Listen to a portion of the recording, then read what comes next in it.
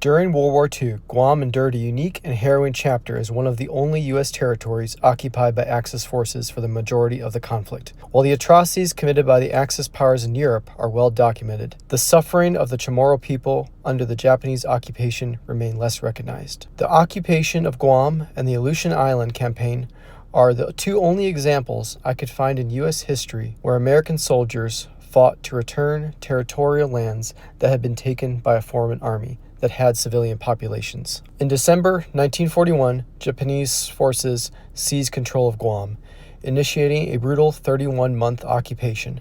The native Chamorro people were subjected to forced labor, compelled to construct airstrips, defense installations, and extensive cave shelters for the Japanese military. Men, women, and children over the age of 12 toiled under dire conditions, often at bayonet point, and faced severe mistreatment and in some cases execution upon completion of the tasks. One example of the Chamorro's suffering is the surviving network of tunnels they were forced to excavate through Guam's rugged terrain. These tunnels, carved out under oppressive and inhumane conditions, served as a strategic defensive position for the Japanese army. The laborers endured grueling hours, inadequate nourishment, and constant threats of violence. I traveled to Guam to see some of the Japanese fortifications for myself, and I'm showing you here what I found. What you're seeing is one of the many tunnels the Chamorro people were forced to dig. Its narrow, twisting passages were used for defense by the Japanese army and probably for storage of munitions.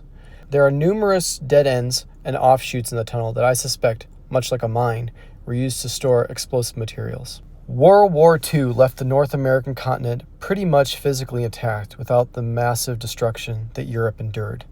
But these tunnels serve as a reminder to this day of the resilience and sacrifices of the Chamorro people, ensuring their stories are acknowledged and remembered. Guam has never had the rights of a full U.S. state. Its citizens still fought and suffered in the war along with us. Their sacrifices during World War II should be remembered along with those of the brave United States Marines that risked and some ultimately gave their lives to free the Chamorro people and return freedom to their homeland.